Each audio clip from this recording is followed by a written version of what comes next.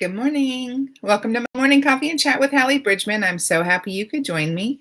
I have my cup of coffee, so I hope you have a cup of coffee or tea and have a few minutes while we chat. So today is Monday, August 4th, and school starts Thursday. So we have had a very short summer that has been almost nonstop. We went to church yesterday, and it was the third time we've been home to go to church all summer.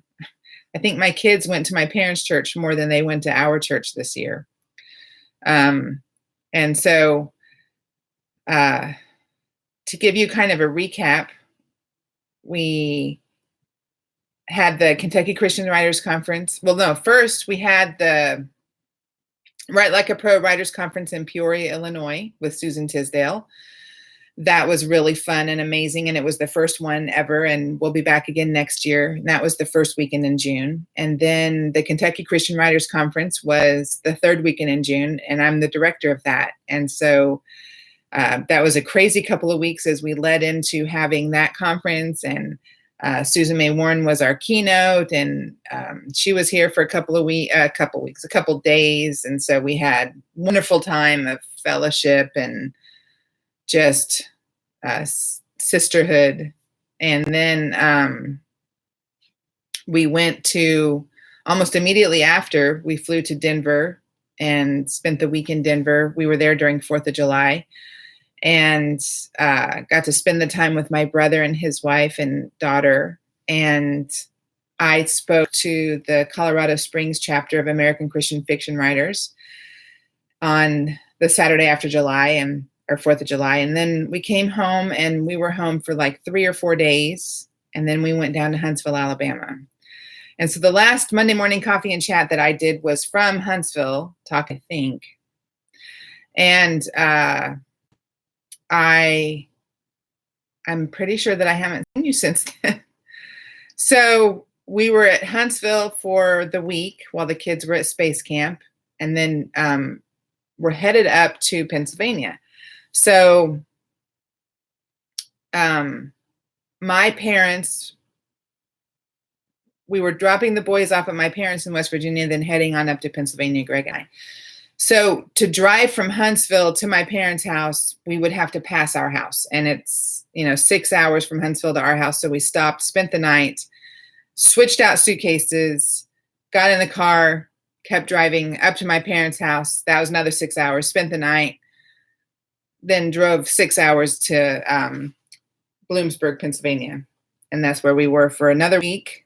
And then we met my father in Gettysburg, Pennsylvania, which is, big battlefield, massive campaign during the war between the states. And it's like my dad's favorite place. And so it was really amazing to let him experience it with 2 of his grandsons.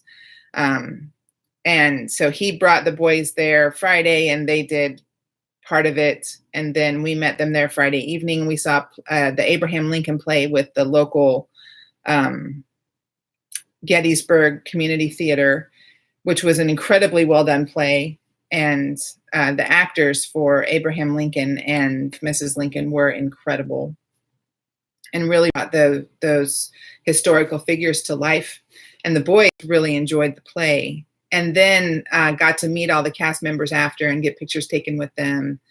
And then we spent the next day touring another part of the battlefield, because it's huge. It's not anything you can walk. It's like a driving tour, and there's so much to see and so much history. And it's like I want to go back and just take it in when it's not 100 degrees outside and I don't have 2 little boys and my dad. I just would love to just go and just be there for a while and just kind of learn everything I can learn, because it was really quite incredible. Late. And then we were home for a few days, and then I took the kids to Cincinnati, Ohio. Well, just south of Cincinnati, still in Kentucky. I took them to a place called Vent Haven Museum, which is a ventriloquist's dummy collection museum. And our son Jonathan is so into ventriloquism, and it is like his passion right now. And he was like so knowledgeable there at the museum. He knew so much. He said things before the caretaker or the curator said them. She was really impressed with him, and talked to us about the annual ventriloquist conference that they have every year, convention, and told him that she expected to see him next year. And they have a big open house coming up in September that I put in my calendar that I hope that I have a free in my schedule. I hope my schedule is free to take him back to it. But it was quite fun. And then to the Newport Aquarium. And that was kind of our last hoorah before summer ended. It's like now we're home. Downstairs in my basement, I have 3 suitcases that are in various stages of unpack that I have to still unpack. Thankfully, I'm the type of person that will do laundry at the hotel the night before we leave. So I'm not like overloaded with laundry to do. I'm just overloaded with work. And my poor pets are so needy and clingy right now. And who is autistic. And he is like been super touchy with me. Like yesterday, I don't think he ever spent any moment not like doing this to me or sitting, like playing with my hair or sitting on me. I think he's just kind of done with the travel thing. And so, we have 3 more days of nothing. Not that we had any nothing at all, but 3 more days. And then school starts on Thursday. So it's time to like routine up, which is what we spent a good part of last week trying to do, was getting back into a chore routine and the dinner at the family table routine, which, comes and goes when you're traveling like that. It's kind of like throwing food at them. So last week was like sticking to a strict menu so that I get back in the habit of doing it, and sticking with the strict chores, but I still had a hard time like re-engaging with work. So that's what I was supposed to be finished with Valerie's Verdict by now, and I'm not. So that's what this week will be focused on, getting back into work for me. So I wanted to talk a little bit about Space Camp. I got a question from somebody that was, how comfortable was I sending Scott to Space Camp? And so it was when we made the decision to do Space Camp, we intentionally scheduled a hotel for the week to be present in Huntsville for Space Camp. So, and the idea was that if Scott was incapable of being there at night, I got a very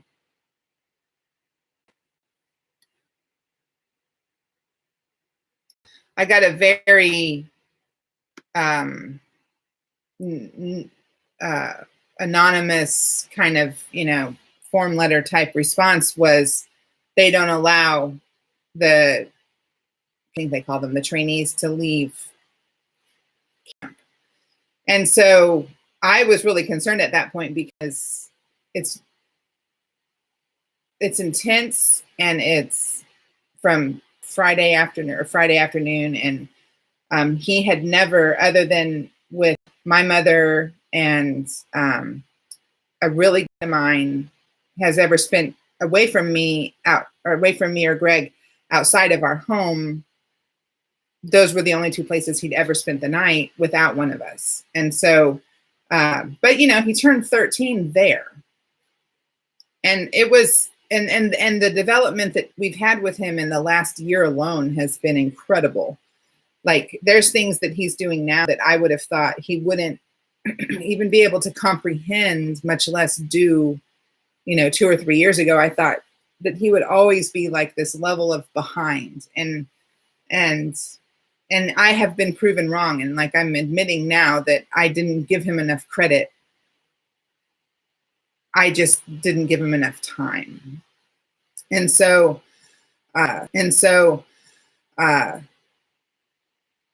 he didn't want to go. We didn't give him a choice, because Scott, by nature, by autism nature, is very lazy. And so anytime the choice is, do you want to, the answer is always no. It's like a knee-jerk no.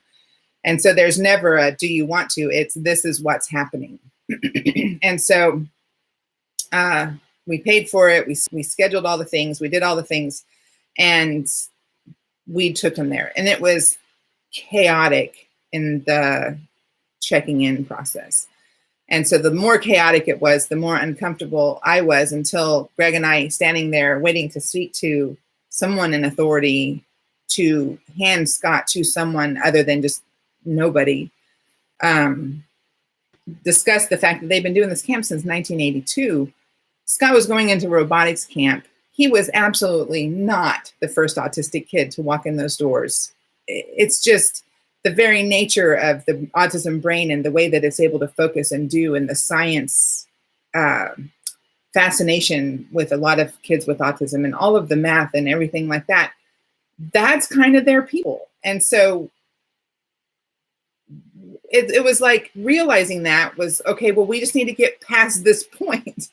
We need to have him not be dropped into an empty dorm because we didn't know that we were late for his orientation and that there was no one there to take him. And despite the fact that autism was on the medical things and we had already been down to the nurses and given medicine and discussed with them, you know, the answer was there was nowhere to put him. And so we went down and the people in the camp office or whatever were like, well, everyone's busy, and said, well, we'll wait.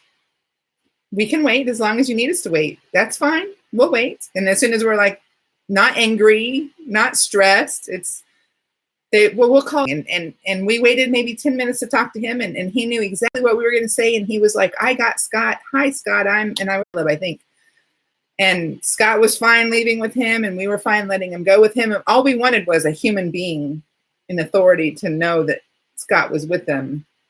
And then we got Jeb, and Jeb was easy because we weren't late for his orientation. So we were able to take him to his place and do his thing, and everything was cool. So Greg and I were talking coming back from that event. And, you know, if you went to the Facebook group for Space Camp Parents, that drop off is a point of contention. I mean, it's kind of chaotic, and there's an assumption of knowledge, which always annoys me. They assume that you know what they're going to say, where you're supposed to be, where you're supposed to go, and what your kid is supposed to do, because so many people are there returning. And there's no, like, you don't get a printed packet anymore. It's like this confusing website, and it's just chaotic. But we knew on the other side, it was absolutely spot on, like run with precision. And so Greg was saying that he flew into Huntsville and met us there because he had to work the week before on site where his contract is right now. So he met us, he flew into Huntsville Airport, and he said that there were 4 kids flying with him in first class who were flying unaccompanied to space camp, and that a space camp person like met them, you know, as an unaccompanied minor, the handoff. And I said, I bet you that their orientation was smooth. I bet you they weren't late for anything, that someone knew where they were at all times. And Greg said, well, next year we'll just fly them in. And I said, that's probably the smart thing to do. So, anyway, once I made eye contact with this man and handed Scott to him, I was no longer worried. I was no longer stressed. I was no longer concerned. I knew Scott would be fine. They had their phones with them. We got sporadic messages. Like one day Scott texted and said, I actually have to read it because I can't mix up his words because they were brilliant. Let me find it. So he texted me and said that they wouldn't let him have his phone. The boss, I don't know what that means. The boss said that bringing my phone was against the policy today, but the days before today, I was allowed to bring it. So I don't know why this is specific employee and his boss did this by. And that was at 7:56 in the morning. So my reply was, it's not a big deal. Enjoy your day. And at 1:45, I get, turns out the employee was wrong because he thought I was a normal person, and normie don't need special needs. Normie, N-O-R-M-I-E. So clearly someone was playing an autism card at that point. But so they never called me or Greg. They never. Scott had like a stomach ache one night and went to the nurse sick bay, they call it. He went to sick bay. No one called us, which is fine. I don't want them to, unless it was an emergency. It was like we didn't see him until his team walked in at graduation, and it was just we kind of waved at him as he was getting ready to walk onto the stage. You know, I mean, it was great. And so he said, when we asked him how was it, and he said it was wonderful, but it wasn't awesome, was how he worded it. And then then when the next person asked him how it was fine at best, is how he words it now. It was fine at best. And so when we talk about him doing it next year, he's not ready to talk about that. He won't discuss it with us. It's not a matter of conversation at this point. But our answer to him is, you're going next year. And he said, I don't want to go until I'm 18. And we're like, well, that's too bad. You're going to go. And then you'll also go when you're 18. You'll continue to go because it was good for you to be gone for a week. It was good for us to have you be somewhere else and understand that that was something that you were capable of executing. You know, those kind of things are important. It was important that you be able to maneuver your way through mazes of buildings, from cafeteria to your dorm to sick bay and all of those places. Those things are important. And I believe that there was some like personal, I grew without knowing I needed to grow. And there was also some on our end. He grew in ways and showed us that he had already grown in ways that we weren't like fully aware, fully trusting that had happened. And so it was, overall, it was a great experience, and he will go again next year. And so I appreciate it when you ask me questions about autism, because I'm never sure about what people want to hear about that, or what is an interesting part of parenting a kid with autism. And so if you're curious, ask. And if I want to answer, I will. So back at it. Y'all have a great week. God bless you.